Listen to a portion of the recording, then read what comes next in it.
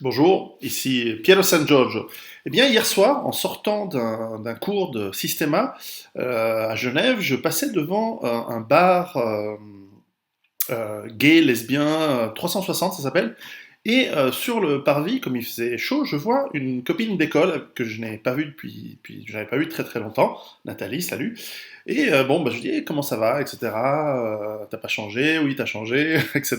T'as grossi, enfin moi, hein. Et puis, tout d'un coup, elle me disait, ah, bah, t'écris sur la survie, etc. J'ai entendu parler de toi dans la presse, machin. Et elle me disait, mais qu'est-ce que toi, tu fréquentes des gens qui nous aiment pas, nous, les homosexuels ou les bi, machin, tout ça. Alors moi, j'aime bien les filles bi, hein, il n'y a aucun problème.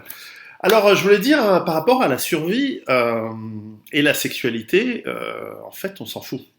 Moi, mon approche, c'est que la sexualité, c'est quelque chose qui est dans l'ordre du privé. Et donc, la question, les homosexuels et la survie, pour moi, elle ne se pose pas. C'est bon. Donc, faites ce que vous voulez chez vous.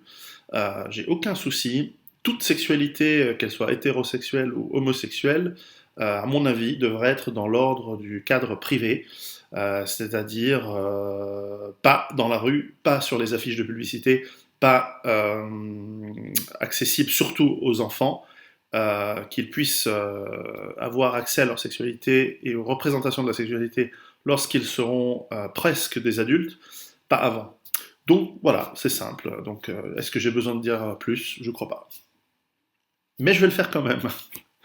En fait, il y a quand même un élément intéressant, important à discuter. Et je pense que il n'est que normal d'en parler. C'est que certes, la sexualité devrait être dans l'ordre du privé, mais la réalité, c'est qu'il y a énormément de gens qui, pour plein de raisons, probablement à la base, sont au niveau effectivement de la survie à l'époque où nous étions des tribus ou que nous étions des populations où chaque bouche à nourrir avait son importance.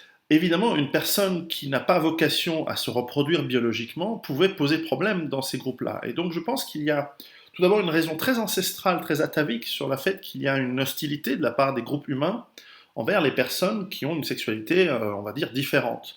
Alors, dans le temps, on disait que la sexualité homosexuelle ou bisexuelle ou toute sexualité non rapportée à la reproduction était considérée perverse. La définition de perversion dans le temps, dans la psychiatrie, dans la psychologie, surtout en psychiatrie, psychologie c'est pas vraiment une science, c'était de dire voilà, tout ce qui n'est pas amené pour la reproduction, ça s'appelle une perversion. Alors ensuite, ça a pris une connotation négative, on a souvent associé ça, et on a souvent associé l'homosexualité masculine à la pédophilie, ce qui est pas du tout statistiquement prouvé ni le cas, et donc il y a des cas évidemment comme partout, mais c'est pas du tout lié. Et donc, on a un peu voulu changer. Donc aujourd'hui, on ne dit plus que l'homosexualité c'est une perversion. Voilà. Bon, donc on va pas utiliser ce mot. Mais on va dire que c'est une activité qui n'est pas normale dans le sens où c'est pas la norme. C'est-à-dire que les homosexuels, c'est entre 5-10% aujourd'hui de la population. Probablement, on est arrivé un peu au maximum parce que notre société est hyper tolérante. Évidemment, quand une société est moins tolérante, il y a moins de gens qui peuvent, entre guillemets, même pas sortir du placard, mais qui peuvent passer à l'acte, puisque c'est très dangereux, etc. Essayer d'être ouvertement ou même caché homosexuel en Arabie Saoudite ou en Égypte, etc., c'est extrêmement dangereux si vous vous faites attraper. Ça peut être la peine de mort dans certains pays.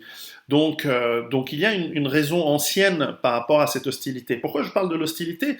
Donc moi je ne le suis pas évidemment, mais cette hostilité, c'est vrai qu'on la retrouve parfois dans des groupes, et c'est une question que si, et je sais que vous êtes pas mal d'homosexuels, hommes, femmes, à me suivre sur ma chaîne YouTube, ma chaîne Facebook, et qui ont lu mes livres, puisque j'ai même eu le retour dans Femmes au bord de la crise, de deux couples de femmes homosexuelles qui se préparent et qui sont dans cette approche. Je vous salue d'ailleurs, comme toutes les autres. Et donc, la question qui va se poser, c'est est-ce que cette hostilité, elle va pas vous être, en fait, va pas vous apporter un coup très important par la non-collaboration des gens, ou voire une hostilité qui devient physiquement violente au sein d'un groupe ou dans une communauté. Ça, c'est pas des questions anodines. Alors, je sais qu'aujourd'hui, c'est parfaitement dans la plupart des pays, en tout cas en Occident, c'est largement accepté. En tout cas, dans les grandes villes, moi j'ai vécu à San Francisco lorsque je montais ma boîte à San Francisco dans le quartier de Castro. Donc le quartier, on va dire traditionnellement gay, comme ils appellent ça aux États-Unis, euh, où il y avait le soir surtout, la journée c'est tranquille, mais le soir surtout c'était assez spectaculaire de voir. Alors évidemment c'est un quartier où effectivement la sexualité, elle peut aussi, en tout cas la représentation de la sexualité, elle est clairement dans la rue, c'est un peu comme Amsterdam, etc. Enfin c'est très sympa, il n'y a jamais eu de problème, chaque fois que je me suis fait draguer, j'ai expliqué gentiment que non merci, voilà, mais ça se passe bien. Euh, Évidemment, si vous êtes au fin fond de la campagne, dans le Minnesota, etc., faut voir les films de Gus Van Sant, qui est un des réalisateurs homosexuels aux États-Unis, qui fait des très bons films là-dessus. C'était My Own Private Idaho, où on avait ces histoires en fait assez tristes de ces jeunes qui quittent leur état, qui finissent dans les grandes villes, souvent avec une vie assez moche, hein, avec prostitution, maladie, violence, parce que le monde de la sexualité, lorsqu'on est à la marge, surtout parce qu'on est à la marge, eh bien, il est pas forcément très sain ni très en sécurité. Donc il y a des tabassages, il y a des gens qui sont aussi hostiles pour des raisons de peur. Il y a beaucoup de gens qui sont extrêmement hostiles aux homosexuels pour des raisons religieuses, parce qu'ils appliquent à la lettre ce qu'ils ont cru comprendre dans les textes, mais aussi, il y a aussi des gens qui sont vraiment hostiles parce que ils ont peur de quelque chose de différent. Et d'une part, ça va chercher dans ces racines que j'expliquais tout à l'heure de la non-reproductivité, donc ça fait des bouches à nourrir qui, entre guillemets, servent à rien, ce qui n'est pas toujours le cas hein, dans les sociétés ancestrales, mais enfin, il y a cette réalité biologique où, a priori, on se reproduit moins ou pas lorsqu'on est homosexuel, bien que aujourd'hui cette problématique elle est non réelle, puisqu'on a énormément de gens qui se déclarent ou qui deviennent homosexuels après une vie hétérosexuelle ou qui ont déjà des enfants, et des gens qui adoptent. C'est largement courant avec les aléas de ce que ça veut dire et aussi l'expérimentation que ça va donner, parce qu'en fait on ne sait pas trop ce que ça va donner des populations où il y aura pas mal d'enfants, bien que personnellement je crois que ça reste un petit nombre. Mais enfin, pas mal d'enfants qui vont être élevés et grandir dans des familles qui sont atypiques, en tout cas non normales, donc pas faire passer de la norme. Hein. Ne prenez pas de normal, il n'y a pas de connotation négative. Et quand bien même il y en aurait une, il faut l'assumer les mecs ou les nanas. Enfin bref. Euh, Ensuite, donc il y a cette hostilité qui peut venir de gens qui peut-être même parfois, dans certains cas, sont des personnes qui sont homosexuelles refoulés. C'est-à-dire qu'ils disent non, non, j'ai peur de quelque chose qui en fait m'attire et donc je vais réagir par l'excès. Ça arrive, c'est connu en psychologie, alors c'est un peu un lieu commun, c'est vrai. Mais ensuite, il y a aussi les gens très cons qui sont, voilà, qui voient quelqu'un de différent et qui ont envie de le taper. C'est pas une bonne manière de réfléchir. Quand bien même vous serez, moi, mon opinion, c'est que je m'en fous et que ça reste, à partir du moment où ça reste dans le cadre de la sphère privée. Et j'ai surtout pas envie de savoir quelle est la sexualité des gens. Je veux dire, d'abord, la mienne, elle est probablement pire que la vôtre. Et puis, quand bien même je trouve rien d'extraordinaire de se léchouiller la chatte ou de se mettre la bite dans le cul, je le fais tout le temps, hein, de manière hétérosexuelle, je veux dire. Donc, mais j'ai pas envie de le savoir, quoi. J'ai pas envie que les gens me racontent qu'ils viennent en disant, regardez, je suis fier d'être gay parce que je me fais sucer la bite par des mecs poilus. Enfin, j'ai pas envie de le savoir. Enfin, j'ai pas envie que mes enfants voient ça. Ils feront ce qu'ils veulent quand ils seront plus grands, mais ou ce qu'ils peuvent, ou ce qu'ils ressentent. Mais donc tout ça pour dire d'ailleurs donc que cette hostilité, le meilleur moyen de ne pas prêter le flanc et surtout encourager, prêter le flanc ou encourager plus d'hostilité, c'est la discrétion, c'est d'avoir un comportement exemplaire. Pour être respecté, il faut être respectable et donc d'être relativement digne et encore une fois discret. C'est-à-dire que la sexualité elle ne doit pas être, à mon avis, aucune forme de sexualité entre adultes consentants ne devrait être illégale ou réprimandée, mais elle doit rester dans la sphère privée. Et donc moi je suis opposé, et j'ai toujours trouvé ça extrêmement vulgaire et ignoble. Je peux le comprendre dans les années 50, 60, où il fallait un petit peu montrer à la société qu'il y avait d'autres manières de vivre qui existaient, mais enfin maintenant, les gay pride, tous ces machins, c'est juste ignoble, quoi. Faites ça dans un quartier où il n'y a pas de gosses, ou la nuit, où les enfants dorment, mais c'est inacceptable que ces choses-là soient sur place publique. est sponsorisé par les deniers publics. Je trouve que ça absolument inacceptable, de la même manière que je trouverais inacceptable une hétéro-pride où des gens s'habillent exactement comme une gay pride mais sont hétéros et défilent dans la rue. Je trouve ça absolument hors de sujet, hors de place. Ensuite, la question, alors on le sait, c'est que comme toute chose, il y a des lobbies qui se mettent en place, et ces lobbies communautaires, donc en l'occurrence LGBT, je sais pas, ça veut dire laitue, bacon, tomate, et G, je sais pas. Bref, tous ces lobbies qui veulent en fait non seulement que, et ça c'est légitime, qu'il y ait limite un certain nombre de lois qui s'appliquent les mêmes pour tout le monde, à partir du moment où vous êtes citoyen, qui veulent en gros mettre sous domination de leur minuscule nombre, puisque c'est une toute petite partie déjà d'une minorité, en fait la masse, et qui veulent qu'on impose un certain nombre de pratiques, on impose de formation des enfants, de manipulation des cerveaux des enfants, sous prétexte de tolérance, etc., pour que,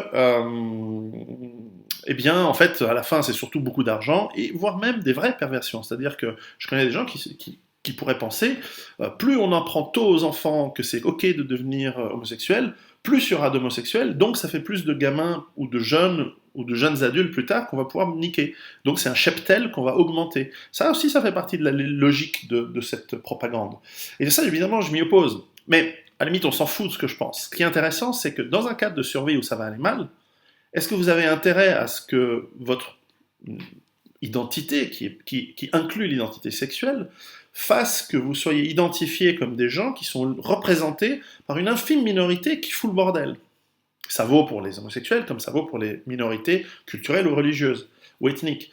Et donc, si aujourd'hui ces gens vous représentent parce que vous êtes homosexuel et qu'ils vous donnent une image de débiles mentaux, de tarés ou de gens dominateurs, peut-être que ça ne va pas aider demain lorsque ce sera la crise pour que les gens vous ignorent ou qu'ils vous considèrent uniquement sur d'autres critères qui peuvent être ceux beaucoup plus terre à terre liés sur vos compétences, sur votre gentillesse, sur votre capacité à participer à une vie de société dans un petit groupe ou autre.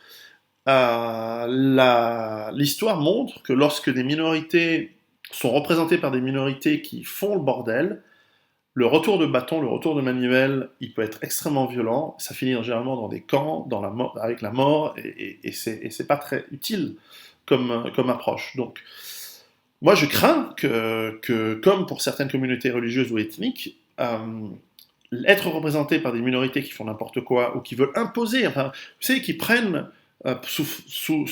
avec la force de l'État, parce qu'on peut rien dire, et qui vous rentrent dans la gorge, qui vous gavent comme une noix ou un canard un certain nombre de choses, au bout d'un moment, le ressentiment, il monte, il monte, il monte, et quand ça pète, ça ravage tout le monde. Et donc, évidemment, on va essayer mon travail, c'est aussi d'éviter ce genre de problématique. Donc, vraiment, une approche discrète, une approche raisonnable, est toujours la meilleure, et surtout, bien voilà. Et puis et d'ailleurs justement le mot gay, c'est un mot qui à mon avis désigne une certaine catégorie de choses, et je trouve que c'est pas du tout ce que ça veut dire. Moi j'ai même des voisins qui vivent en couple, assez vieux monsieur. J'espère qu'ils m'entendent pas, parce qu'ils doivent avoir 65 ans, 70 ans, et ils sont en couple depuis 40 ans. Bon, une ou deux fois, je discutais avec eux, et puis je sais pas, ça m'est échappé en me disant «Ah oui, vous êtes gay», je sais pas, enfin, parce qu'ils en avaient parlé, je crois, et ils me disaient «Non, on n'est pas gay, on est homosexuel, on est des hommes qui se trouvent apprécier des hommes, on n'est pas des gays, on n'est pas des efféminés, on n'est pas je sais pas quoi». C'est pas moi, j'en sais rien, je connais pas, je suis pas très au fait non plus de ce milieu. Et donc voilà, donc c'est aussi intéressant d'avoir les mots justes, et aussi un comportement qui est juste, je veux dire... et puis si vous êtes efféminé, enfin, c'est pas grave, c'est comme ça. Vous avez peut-être d'autres avantages. Vous avez des avantages dans chaque comportement et dans chaque morphologie et dans chaque attitude, etc. Bref, pas aller trop long. De toute façon, je voulais faire une vidéo d'une minute, donc en voilà déjà 14. Mais enfin, je voulais dire, c'est un sujet qui, à mon avis, est peu important en tant que tel, mais il peut y avoir des conséquences, et donc des gens qui sont avec des pratiques sexuelles, on va dire, non normales, en général, il faut être discret parce que les temps deviennent durs, et dans les temps durs, les gens vont devenir plus féroces, plus proches à agir d'une manière peut-être irrationnelle et violente, et donc raison de plus pour aussi se préparer et que vous ayez ou pas l'envie de monter des enfants, vous avez probablement l'instinct de vivre et l'instinct de survivre. Et donc, là aussi, ça peut être une raison supplémentaire voilà, d'être intelligent dans sa préparation, d'être équilibré dans sa préparation et aussi d'être intégré dans des groupes multi-compétences et pas seulement un groupe qui vous ressemble à fond, parce que sinon ça va peut-être trop se voir, ou même sinon, bah, d'ailleurs c'est le cas, la plupart la plupart des gens qui sont homosexuels, ils sont largement bien intégrés ils vivent pas dans des ghettos, hein. C'est généralement très très bien intégré partout. Il y en a plein chez les politiciens et les grands banquiers, les hommes et les femmes de pouvoir. C'est bizarre, c'est comme ça. Et les artistes, etc., pour d'autres raisons. Enfin voilà, donc tout ça pour dire que j'espère que je suis pas tombé dans des poncifs et des généralités, mais tout ça pour dire que voilà, chacun fait ce qu'il veut chez soi.